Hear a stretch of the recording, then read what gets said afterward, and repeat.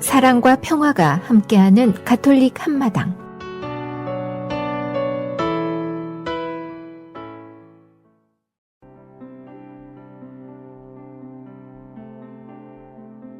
오늘의 복음 말씀, 루카가 전한 거룩한 복음입니다. 모세의 율법에 따라 정결례를 거행할 날이 되자 예수님의 부모는 아기를 예루살렘으로 데리고 올라가 주님께 바쳤다. 주님의 법에 따라 모든 일을 마치고 나서 그들은 갈릴레아에 있는 고향 나자렛으로 돌아갔다. 아기는 자라면서 튼튼해지고 지혜가 충만해졌으며 하느님의 총애를 받았다. 주님의 말씀입니다.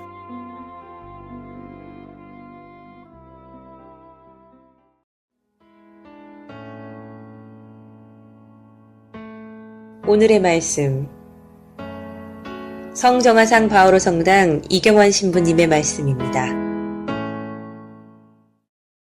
가끔가다 교우분들이 저를 찾아와서 이렇게 말씀하시는 경우가 있습니다. 신부님, 저희 가정은 아직 성가정이 아닙니다. 기도해 주세요. 교우분들이 성가정이 아니라고 했을 때 그 성가정은 뭘 의미하는 것일까? 교우분들로부터 자주 듣는 이 말은 성가정이라고 했을 때 그 거룩할 성과는 사실은 좀 거리가 먼 성가정을 의미하는 것이죠. 교우분들 가끔가다 성가정이 되게 해주십시오, 기도해 주십시오 라고 하는 그 기도도 또한 가족의 모든 구성원이 신자가 되게 해달라는 그런 기도이죠. 어느새 우리는 성가정이라는 용어를 아주 극소적으로 작게 축소해서 천주교 신자들로만 구성된 가정을 일컫는 것으로 사용을 하고 있습니다. 하지만 여러분들 다 알다시피 가족의 구성원이 모두 다 신자라고 해서 그 가정이 모두 다 거룩한 것은 아니라는 것을 알고 계시죠. 성가정을 이루기 위해서는 어쩌면 우리가 쓰고 있는 잘못된 이 언어 습관서부터 바꿔야 되는 것은 아닌가 싶습니다. 성가정이라는 것은 거룩함에서 풍겨 나오는 가정을 성가정이라고 하죠. 거룩함을 남에게 느끼게 해주는 가정을 성가정이라고 합니다. 예수 마리아 요셉의 가정이 성가정인 것은 그들이 천주교 신자로만 구성되어 있기 때문에, 하느님 믿는 사람들이기 때문에가 아니라 거룩함을 느끼게 해주기 때문입니다. 우리는 어째서 예수 마리아 요셉의 가정을 성가정이라고 불리는지 그 이유를 물어봐야 됩니다. 그 가정이 어떤 점에서 거룩함을 느낄까요? 이 가정을 성가정이라고 한다면 무엇을 본받을 수 있다고 생각합니까? 우선 교회가 이 가정을 성가정이라고 부르면서 공식으로 붙인 명칭을 한번 살펴봐야 됩니다. 예수, 마리아, 요셉, 성가정.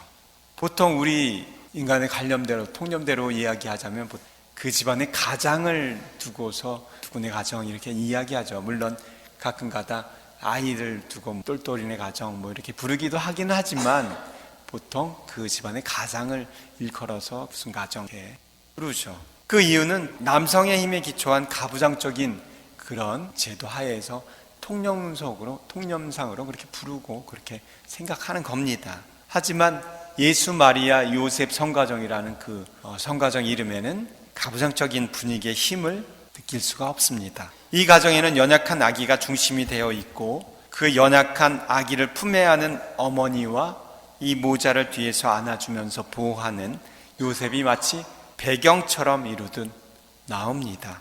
이 가정을 지배하는 힘은 가부장적인 강자나 약육강식의 힘이 아니라 오로지 덮어주고 감싸주는 사랑과 연민의 힘만이 존재하는 것이죠. 저희 집에 성가정상이 하나 있습니다. 사제간에. 보통 우리가 보는 성가정하고는 좀 많이 다른 그런 성가정이어서 성가정상이 이런 것도 있구나 생각을 했습니다. 성모님이 아기 예수님 품고 있는데 그 뒤에 요셉이 그걸 쫙 감싸고 있어요.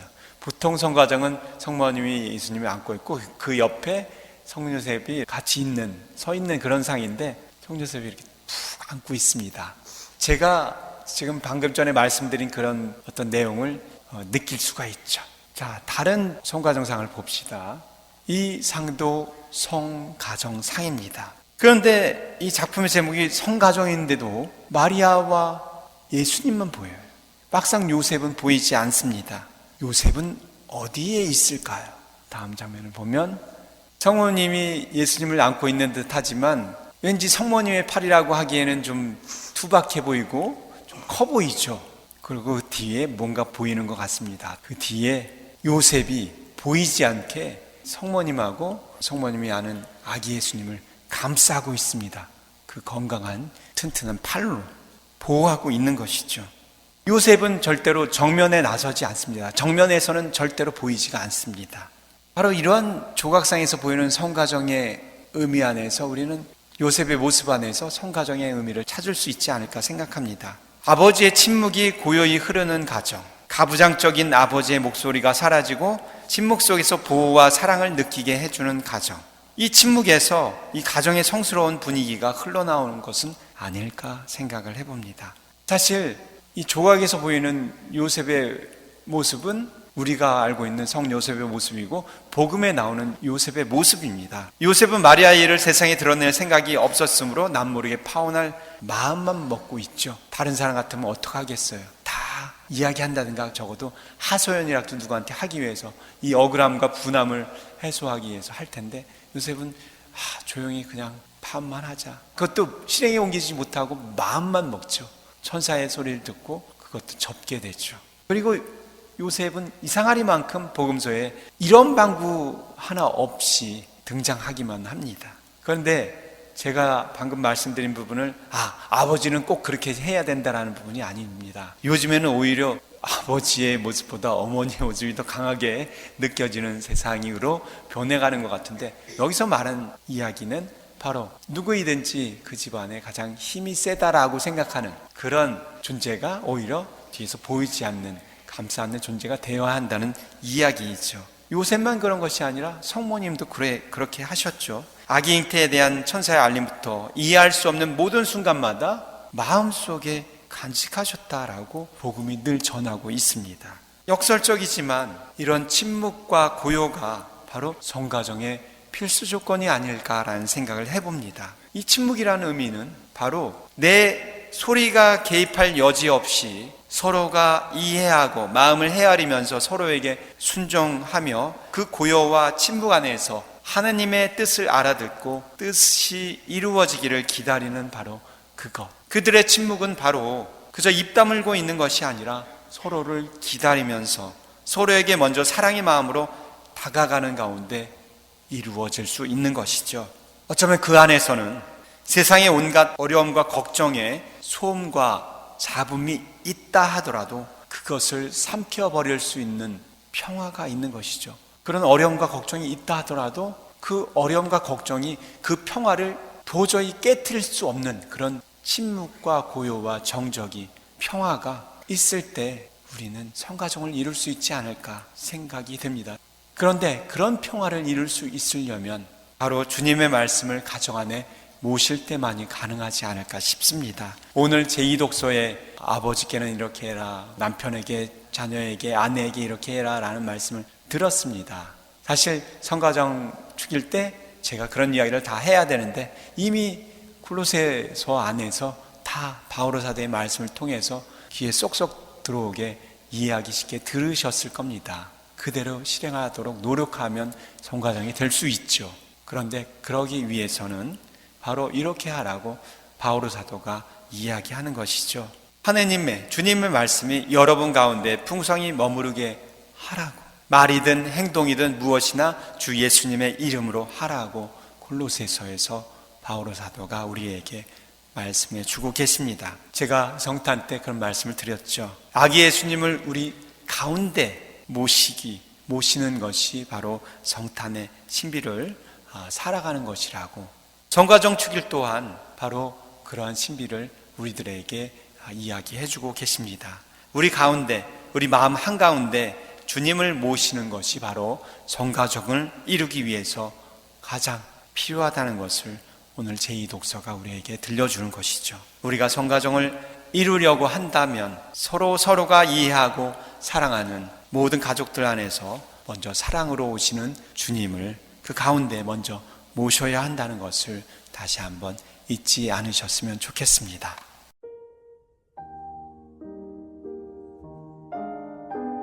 지혜를 찾는 이에게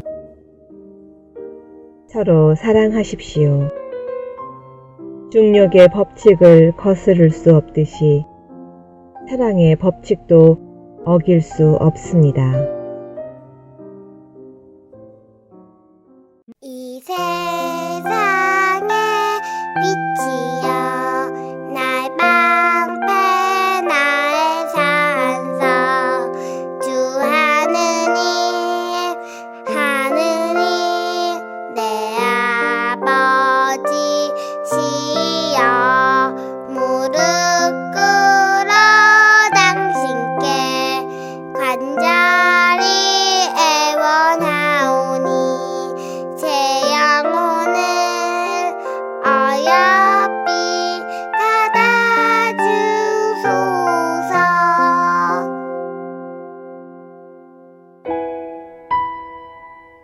아버지, 박지윤 앨리스가 부릅니다.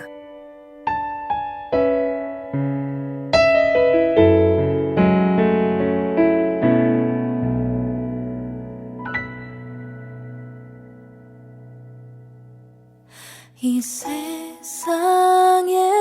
빛이여 나의 방패 나의 산성 주 하느님 하느님 내 아버지시여 무릎 꿇어 당신께 간절히 애원하오니 제 영혼을 어여삐 받아주소서.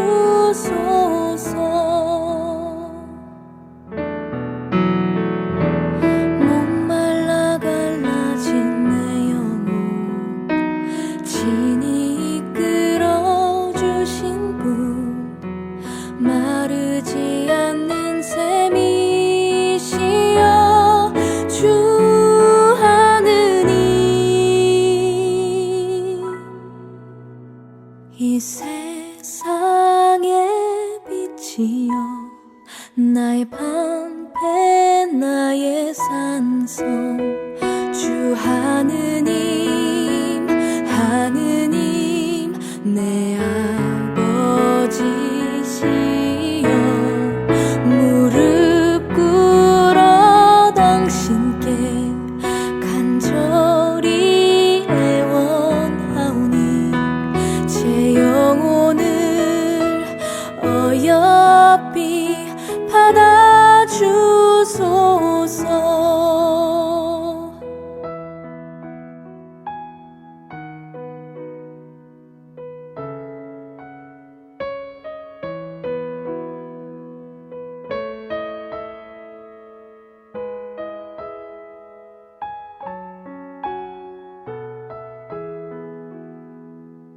내 술잔 가득 넘치도록 가득 채워주시어 하늘 천상잔치 큰 상을 마련해 주셨네. 이 세상의 빛이여 나의 방패 나의 산성 주 하느님 하느님 내 아버지시여 무릎 꿇어 당신께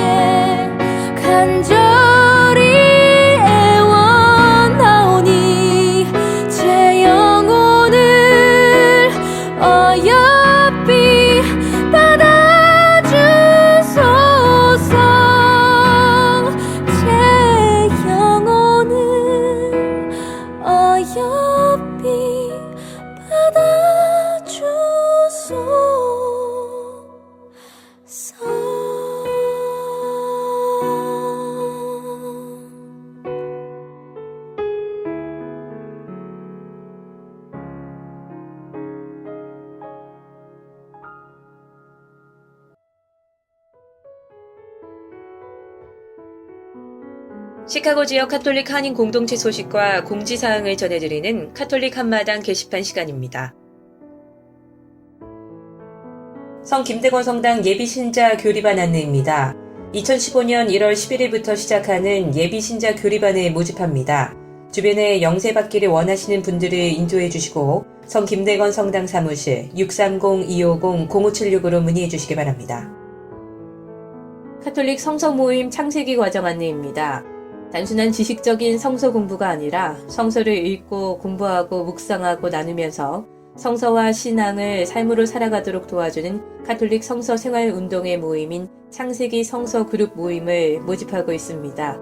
6개월에서 7개월 매주 모임을 갖고 모임 후에는 말씀의 봉사자로 양성되기 위해 연수를 받게 됩니다. 신청을 원하시는 신자들은 성정화상 바오로 성당 사무실에 비치된 신청서로 등록해 주시기 바랍니다. 하상 한국학교 신설 과목 수강 신청 안내입니다. 과목은 성인 한국어반으로 대상은 고등학교 이상의 성인으로 2015년 1월 13일부터 3월 10일까지 8주로 매주 화요일 오후 6시 30분에서 8시까지 장소는 성정화상 성당입니다. 수강료는 교재비를 포함해서 50불로 문의는 hasankorea.edu@gmail.com 또는 김지민 224-306-8331 또는 황노견 614-598-3299입니다. 영세를 희망하거나 카톨릭에 관심 있는 분들을 위한 예비신자 준비반 안내입니다. 6개월간의 교리 교육이 새로 시작될 때까지 기다리지 않고 바로 기초 교리를 배울 수 있도록 준비하는 반으로 매 주일 오전 9시 45분에 수업을 시작하고 정규 교리 과정 중에도 항상 신청이 가능합니다. 자세한 문의는 성교분과 773-255-1396으로 하시기 바랍니다. 시카고 지역 성당 안내입니다. 시카고에 위치한 한국 순교자 성당 연락처는 773-205-5685, 알타스카에 위치한 성 김대건 안드레아 성당 연락처는 630-250-0576, 네이퍼빌에 위치한 한국 순교자의 모후 성당 연락처는 630-794-0203, 데스플레인에 위치한 성 정화상 바오로 성당 연락처는 847-699-6334입니다. 바티칸 소식입니다. 프란치스코 교황은 2015년 1월 1일 제48차 세계 평화의 날을 맞아서 더 이상 종이 아니라 형제 자매입니다라는 제목의 담화를 발표했습니다. 담화를 통해 자유와 존엄을 빼앗긴 사람들의 고통을 외면하지 않기를 호소했습니다. 특히 다양한 형태의 노예살이에 처한 형제들을 보고도 무관심과 경제적인 이유 등으로 눈을 감아서는 안 된다고 지적했습니다.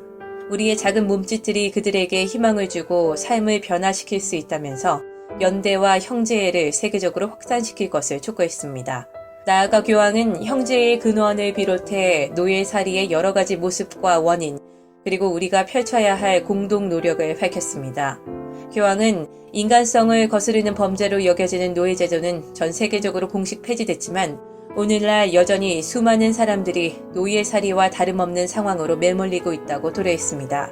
노예 노동을 하는 미성년자들을 포함한 이민자들, 성노예들, 강제 혼인에 내몰린 여성들, 강제 징집자 등을 생각하지 않을 수 없다면서 현대 노예살이의 원인으로 다른 사람의 인간성을 거부하는 것 외에도 빈곤과 저개발, 배척, 교육기회의 부재, 부족한 일자리, 그리고 부를 축적하는 이들의 부패와 무력분쟁, 폭력, 범죄, 테러 등을 꼽았습니다. 교황은 이러한 원인들을 해결하기 위해서는 제도적 차원에서의 예방과 피해자 보호, 그리고 가해자에 대한 사법 처리라는 3중의 노력이 필요하다고 촉구했습니다. 보다 구체적으로 국가는 관련법들이 인간의 존엄을 실질적으로 존중할 수 있도록 정비하고 정부 간 기구들은 조직 범죄의 초국가적 연계망과 맞서 싸우기 위해 협력해야 하며 기업은 정당한 근로 조건과 적정 임금을 보장해야 한다고 강조했습니다. 아울러 노예 노동이나 인신매매의 형태들이 나타나지 않도록 잘 살펴봐야 할 것이라고 말했습니다. 지금까지 카톨릭 게시판 시간이었습니다.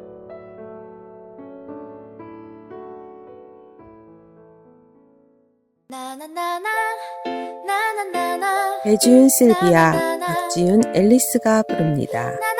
참 아름다운 그대. 참 아름다운 그대 주님의 사랑 은총과 축복을 받으니여 그대를 위하여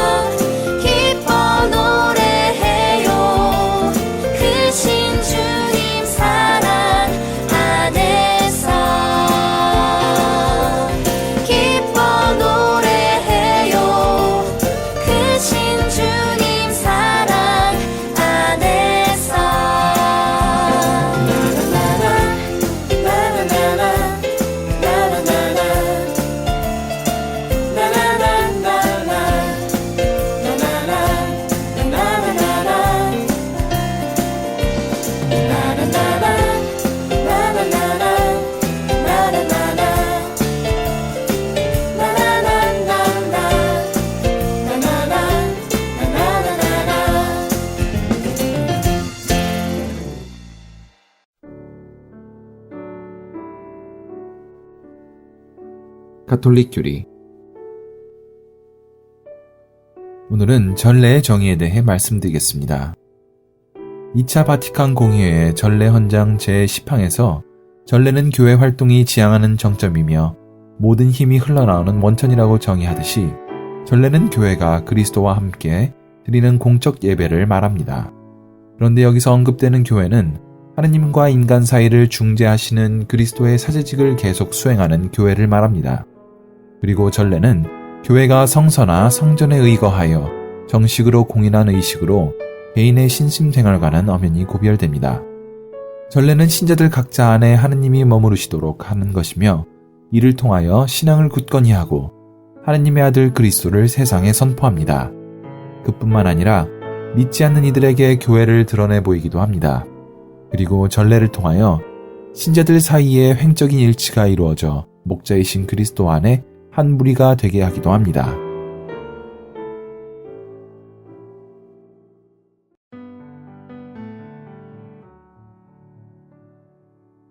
한국 성인들의 생애. 성녀 이 바르바라. 성녀 이 바르바라는 서울 청파동에 살던 교우 양반집에서 태어났습니다. 그러나 어려서 부모를 여의고 두 숙모인 이영이 막달레나와 이정이 바르바라에게 양육되어 열심히 믿음을 지키며 자라났습니다. 그녀가 15세 되던 1839년 박해가 일어났고 4월 11일에 두 숙모와 함께 체포되었습니다. 어린 나이에 포청에서 받은 무수한 고문에도 굴하지 않자 형조로 옮겨졌고 형조 판서는 배교시키기 위해 때로는 무서운 말로 위협하기도 하고 때로는 달래기도 하며 여러 가지 방법으로 그녀를 유혹해 보았지만 하느님을 향한 일편단심을 굽히지 않았습니다. 그러나 형조에서 처단하기에는 너무 어렵기 때문에 이 바르바라를 나이가 어리다는 명목을 붙여 포도총으로 되돌려 보냈습니다. 포청에서 심한 형벌과 고문을 받았지만 꿋꿋이 참아냈으며 함께 옥에 갇힌 어린이들을 위로하고 격려하던 중 5월 27일 기갈과 연병, 고문의 여독으로 옥에서 숨을 거두었습니다. 어린 나이에 순교한 것은 가슴 아프지만 신앙적으로 참으로 아름답고 눈물겨운 전경이었습니다.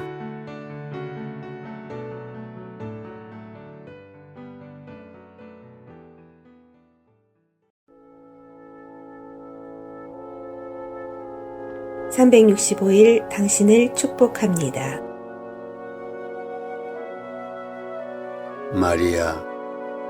마리아는 하느님의 은총을 얻어 우리에게 주시고 우리의 자애심을 없애주시며 그 자리를 하느님 사랑을 채워주시는 계단입니다. 천사가 마리아의 집으로 들어가 말하였다. 은총이 가득한 이여 기뻐하여라. 주님께서 너와 함께 계시다. 루카복음 1장 28절.